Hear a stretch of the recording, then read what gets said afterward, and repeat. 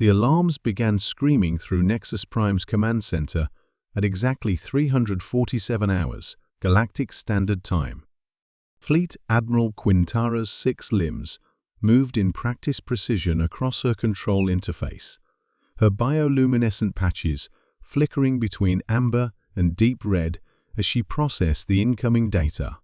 What she saw on her tactical display made her vestigial wings tremble, something that hadn't happened since the Zephyrian Wars 3 centuries ago. "Impossible," she whispered through her translator, the word barely audible above the cacophony of alerts flooding the station's neural networks. A single contact had appeared on the outer perimeter sensors, materializing from what should have been empty space.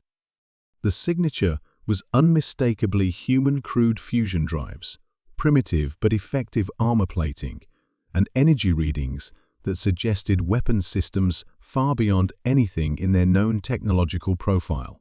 But it was the ship's location that sent ice through Quintara's invertebrate bloodstream.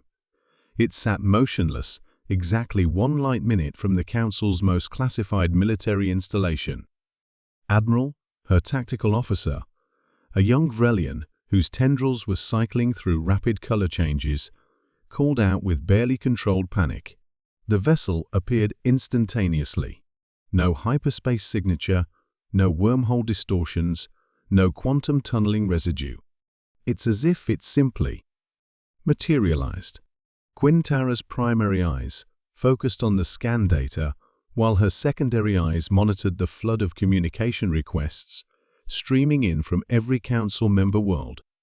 The human ship wasn't large by galactic standards, perhaps 800 meters long, but its design spoke of purposes that made her combat-hardened instincts scream warnings.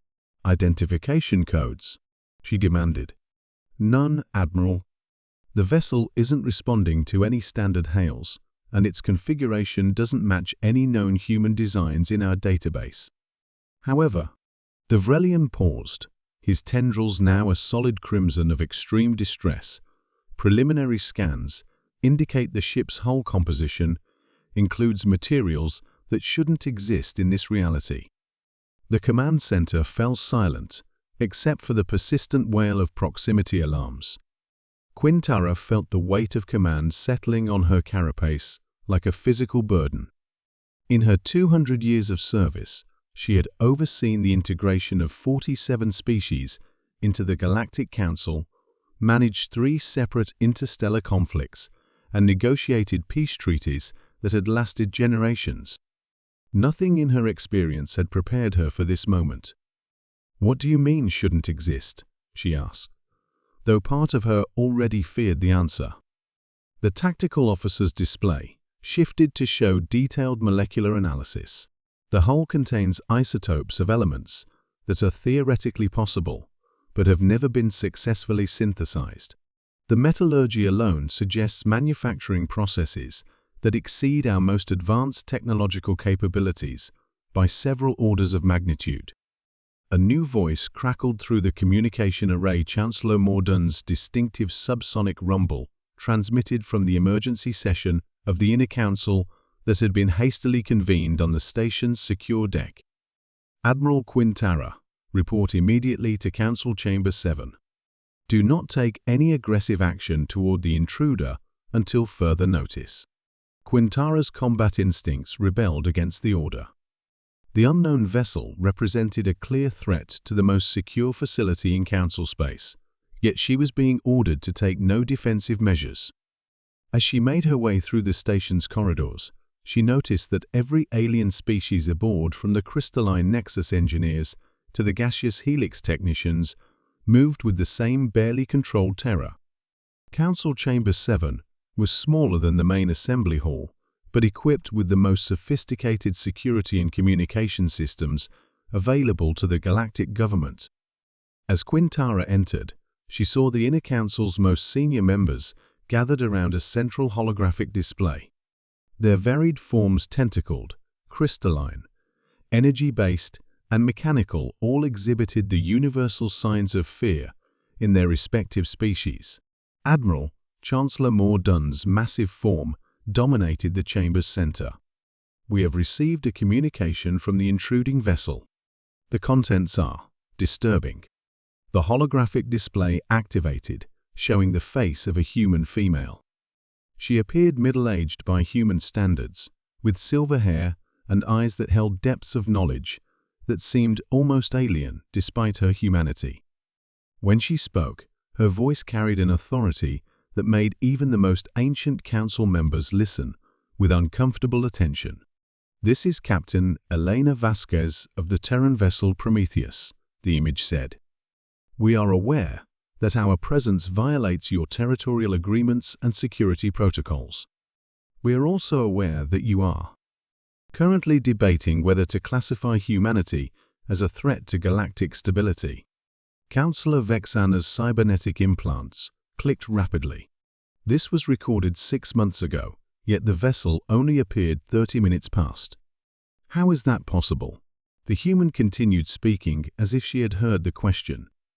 "By the time you receive this message, we will have already demonstrated capabilities that your current understanding of physics cannot explain. This is intentional. We want your complete attention." Chancellor Mordunn's tentacles coiled with anxiety. What does she mean by demonstrated capabilities? Admiral Quintara consulted her tactical feed.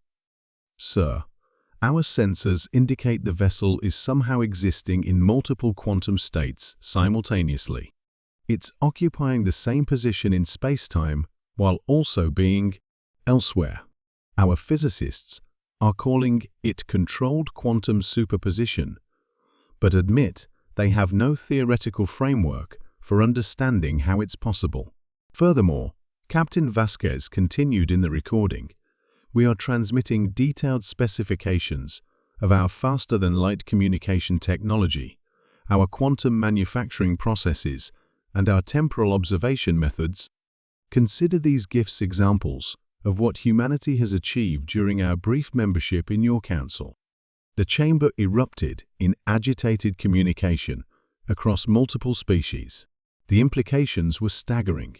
If humans possess technology that could manipulate quantum states, manufacture impossible materials, and apparently observe future events, then every assumption about their place in galactic civilization was wrong. "There's more," the human captain said, and the display shifted to show technical schematics that made even the most advanced council scientists recoil in recognition. "These are the specifications for the weapons systems currently surrounding each of your homeworlds." Director Prime Claxtor's optical sensors flared bright red. "Impossible. We have the most sophisticated detection networks in the galaxy. Nothing could approach our homeworlds undetected." "They're not approaching," Admiral Quintara realized with growing horror as she processed the incoming data streams. "According to these specifications, the weapons are already in place. They've been there for months, camouflaged using quantum phase technology." Captain Vasquez's image smiled an expression that somehow conveyed both warmth and absolute ruthlessness. "We have no intention of using these weapons unless forced to do so. However, we wanted to ensure that any future discussions regarding humanity's place in galactic society are conducted with full understanding of our actual capabilities." The recording paused, and the chamber fell into stunned silence. Every council member present understood the message. Humanity was not the junior member they had assumed, but a technologically superior species that had been carefully concealing their true abilities. "How long?"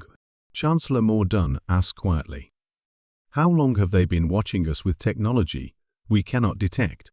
The answer came not from the recording, but from Admiral Quintara's tactical display. New contacts were appearing throughout Council space, hundreds of them, all previously invisible to their most sophisticated sensors.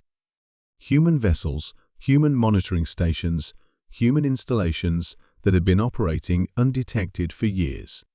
The species that they had welcomed as primitive newcomers had been studying them with technology that made the Council's most advanced systems look like stone tools. The unauthorized warship hadn't breached their security, it had simply chosen to become visible, revealing a presence that had been there all along. Fear, Admiral Quintara realized, was exactly the appropriate response.